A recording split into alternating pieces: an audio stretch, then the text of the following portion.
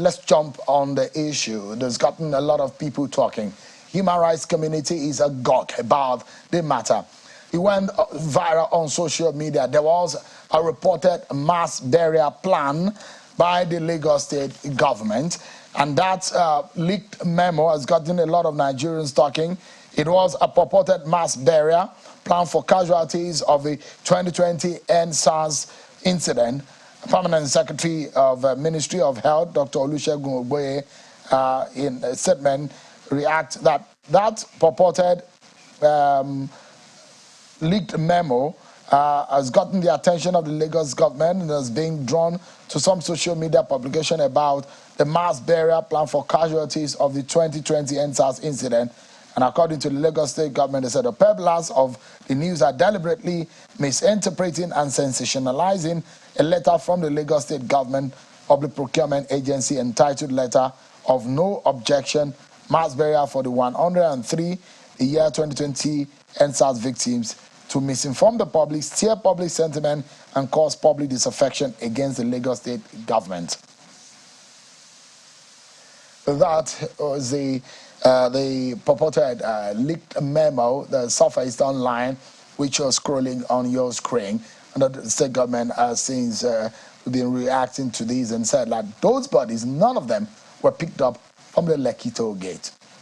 Let's get some reactions to this now, and let's dissect the issues that have come out of this.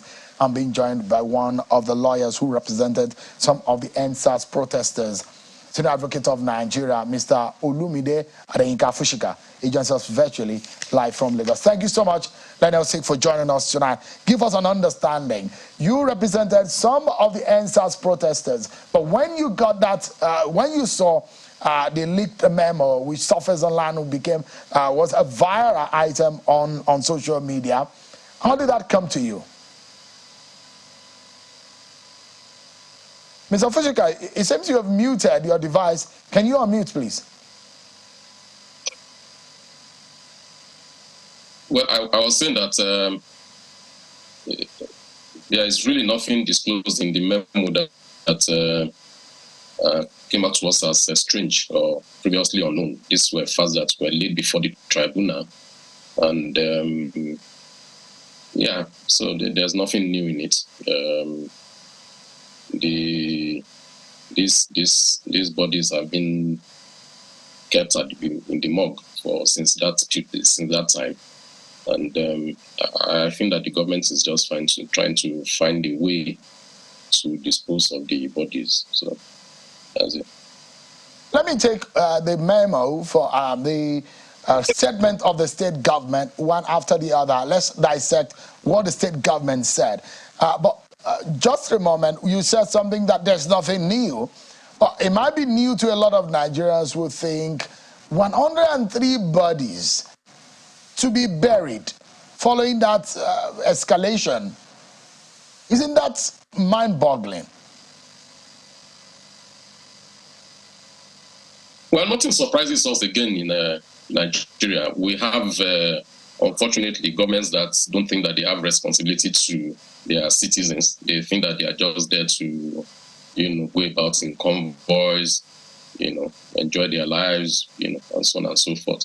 It's surprising that, 103 you claim of your citizens, you want to go and give them a mass burial because you cannot trace them, you don't know who they are, you don't know, it's surprising. Well, I think that if you look at that statement again, the ones they were trying to explain, let me read out the last paragraph of it to you, the government reaction when people took them up, or when they thought that people were reacting. The last paragraph says, the government therefore appeals to social media rumor mongers to please allow the hapless families of the unclaimed loved ones a deserved closure. How can the families of the unclaimed loved ones have a deserved closure when they don't even know that, their loved ones are the ones being going to be given mass burial? If they have families and they know that these bodies are there, they will probably have gone to claim them, but they don't know. So how can then the government say that they want to do this so that the hapless families of the unclaimed loved ones, would have a deserved closure. There can be closure when you have your, anyone missing from when a person, when any member of your family is missing, the family can have closure, until you see. I think the government is much more interested. They are much concerned about proving that these people were not killed at Lekki Toll Gate. They were killed elsewhere, Okwaba, some other places. The important thing is that they were killed. And in other countries, if you value the lives of your citizens, you go all out to see to it that they are identified. What is the police doing about it? We have all manners of security agencies, police especially. When you discover, you remember there was a time, even it wasn't a complete body in the US and the UK. The body was discovered in River Thames, and the effort that the Metropolitan Police put into discovering, tracing, the body back to Nigeria to say, oh, this body, and they were able to confirm eventually the identity of the person. But here in Nigeria, we even see corpses on the road and people move by. They are not bothered because the government itself doesn't bother. It's not, they really don't care about. As long as you pay if they want taxes from you, you pay, and you don't disturb them when they are enjoying their lives. You don't come and put them. Mr. Fushika, yeah. Before we take a quick break, the government said that these bodies are the victims were not from the Lekki Toll Gate shooting. For someone who spoke and you were a lawyer for some of the ENDSARS protesters, how do you react to that? Sorry, I didn't hear you there. I couldn't. I said so someone like you, who you were a lawyer to some of the ENDSARS protesters, when the government said these 103 bodies, none of these bodies were picked up from the Lekki Toll Gate.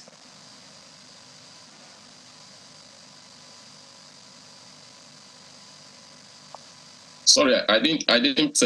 All right, just stay with me. We'll come back and allow you to answer that question because in anything that is criminal in nature, anything that is incriminating, or anything that bothers the mind, we must be able to avert our mind to the crime scene.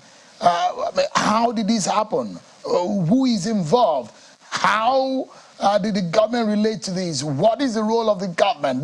The security operatives, these bodies, who are they? Are they just bodies that fell from the skies or what? Even if they are picked from any part of the city, don't they have families? We'll be coming back to discuss more on this matter. Stay with us, everyone. Thank you so much, everyone. Let's get back to the matter.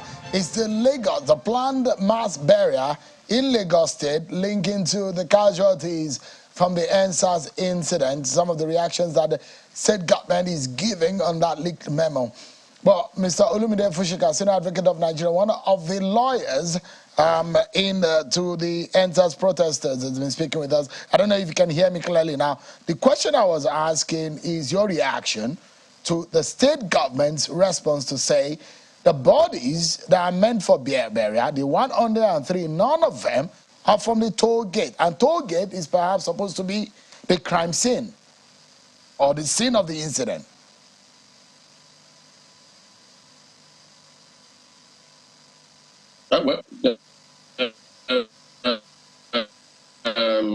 If they say they are not from the toll gate, then the government should tell us where they are from. That time, the place where was widely reported that there was a killing was at Lekki Toll Gate. But although of course we must give it to the panel that sat specifically on Lekki Toll Gate, not that the terms of reference of the panel had to do with Lekki Toll Gate, not the other places allegedly where there could have been shooting and killings in Lagos.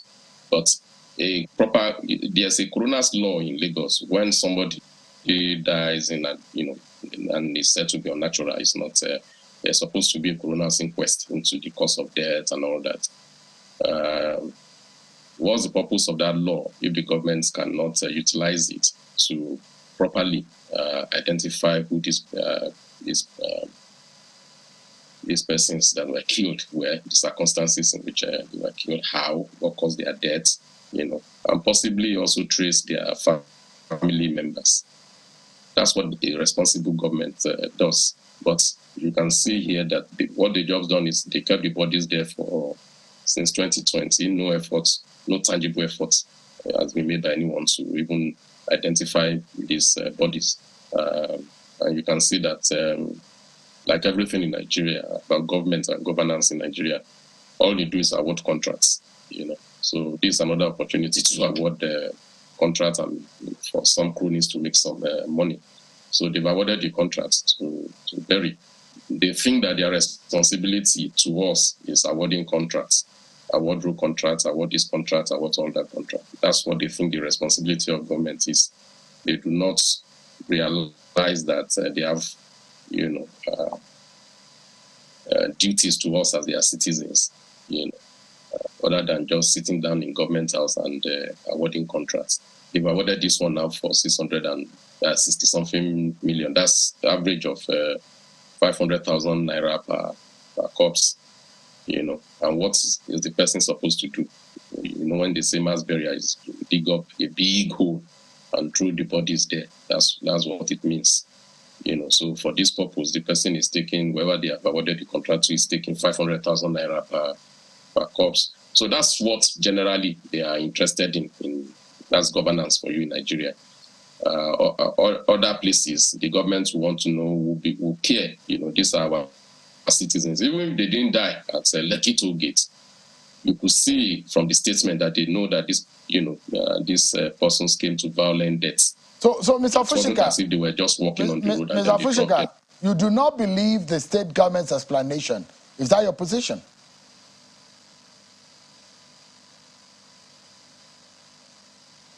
That I do not believe the. Do you believe the state government? The explanation of the Lagos state government? Do you believe it? They've not made any explanation. Obviously, if you go back into the history of this thing, all they've done, throughout this, they are intent on saying nobody died at Lekki Toll Gate.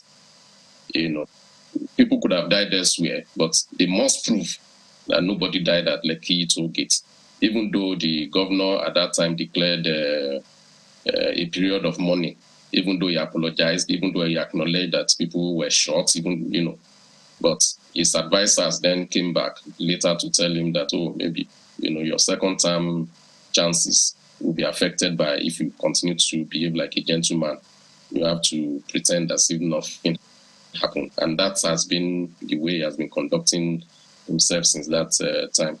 You will think now that he has won a second term, and as a gentleman and as somebody with a make of humankind, as a human being too, that he would change tact and come out, to acknowledge what happened and do the right thing that a responsible government does. But since they've insisted or told a lie from the beginning that nobody died at Lekki Toll Gate, they must keep on saying so. But you can see that the souls are restless,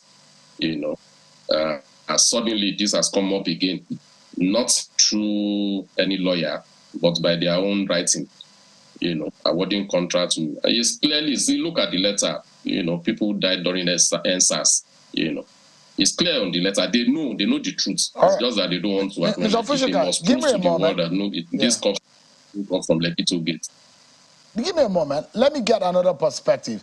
I'm being joined from our Lagos studio by yet another senior advocate of Nigeria, Barrister Wahab Shitu. Thank you so much, Mr. Shitu, for joining us tonight. Give us an understanding of what you make of the scenario playing out, the leaked memo, the information coming out, the 103 bodies meant for mass burial, and some of the reactions that have trailed it. Thank you very much. In view of the several angles to this matter, my own approach will be to keep an open mind. I didn't appear before the ENDSARS panel. I wasn't one of the lawyers who appeared before the ENDSARS panel, even though as a Nigerian, I feel concerned that lives were lost. So my approach before coming to this panel is to look at the various angles, to look at the government angle, and also look at the angle of those who are against the government.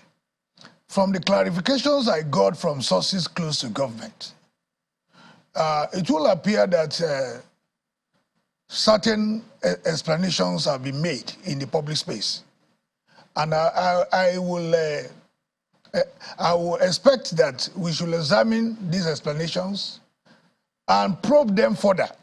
If we need to investigate these facts that have been put in the public space by the government, we should look at it, we should look at all the angles.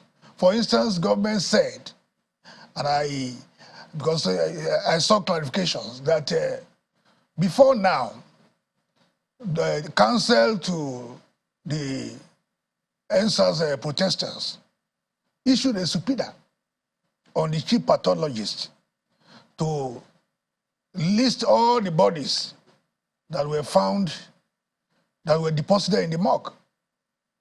And the pathologist who was summoned, he came before the panel and made clarifications that nobody was found traceable to the Lekki Tollgate protest.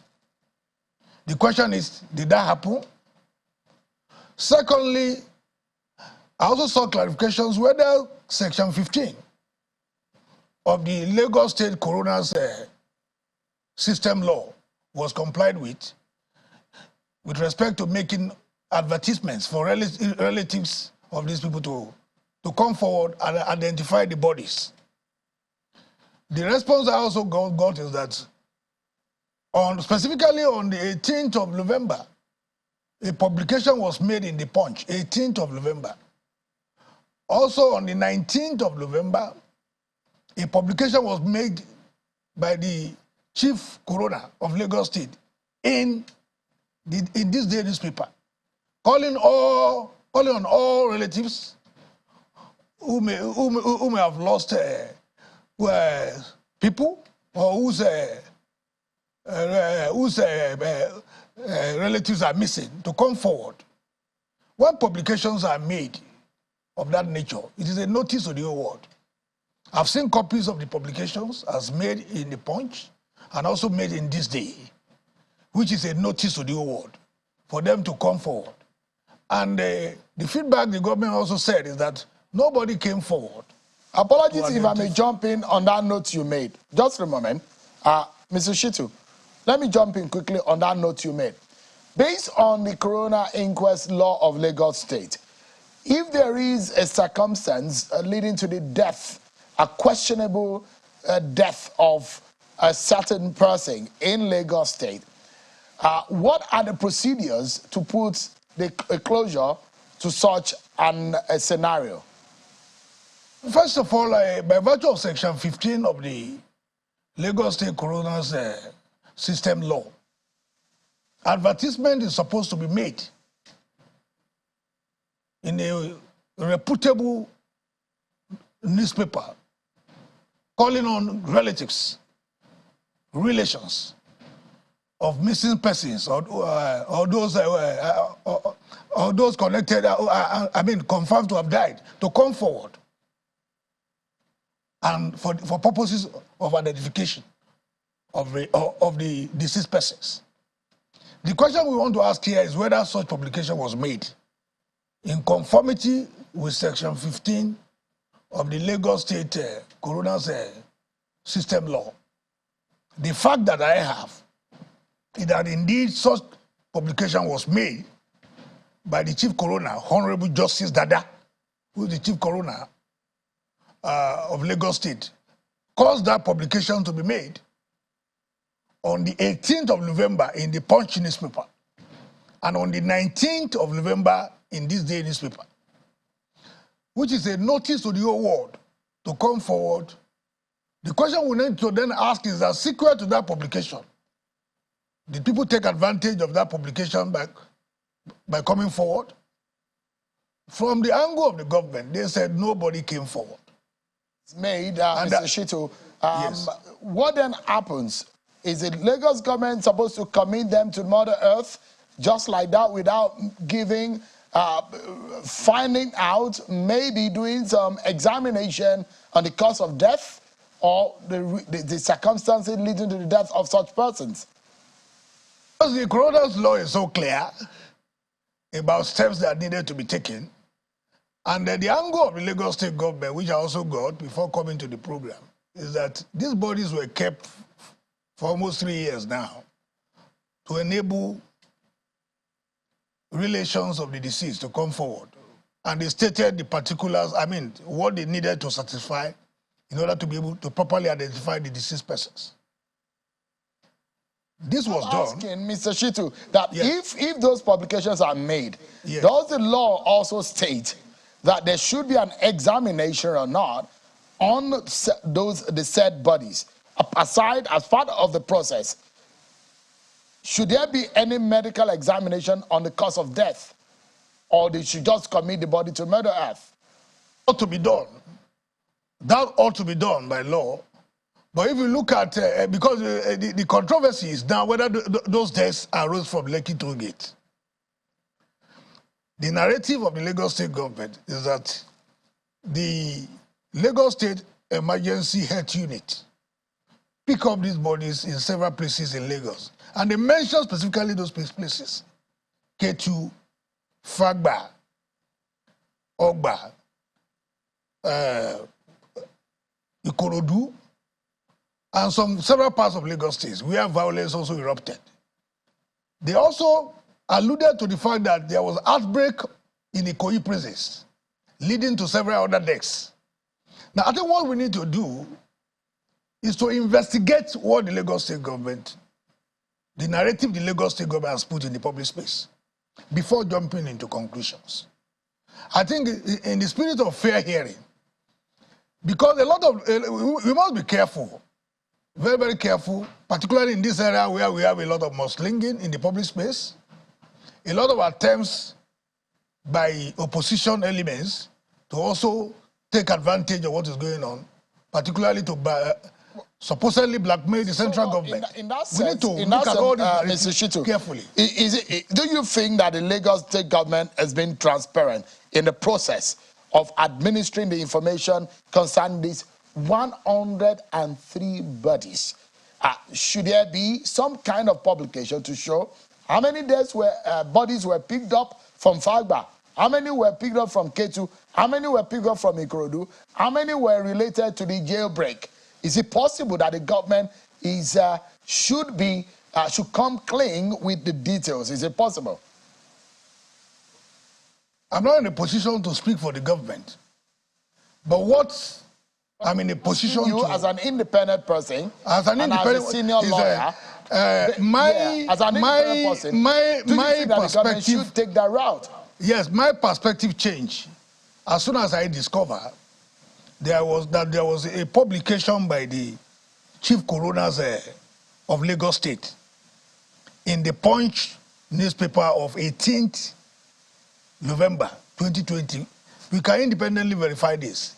And that there was also a publication in this day newspaper of 19th November.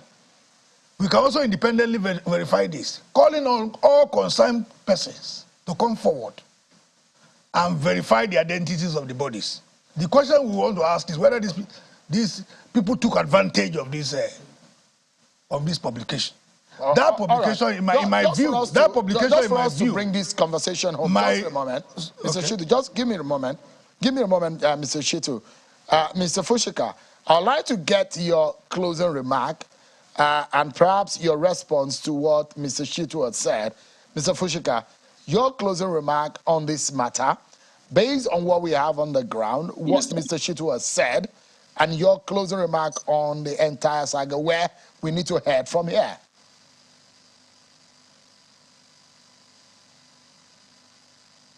Well, a direct response to him is that I'm not an opposition figure, if that's what he meant. I'm not in APC or Labour or whatever. So if what he meant by opposition figures are going about, attacking Lagos state government, I didn't attack any Lagos state government.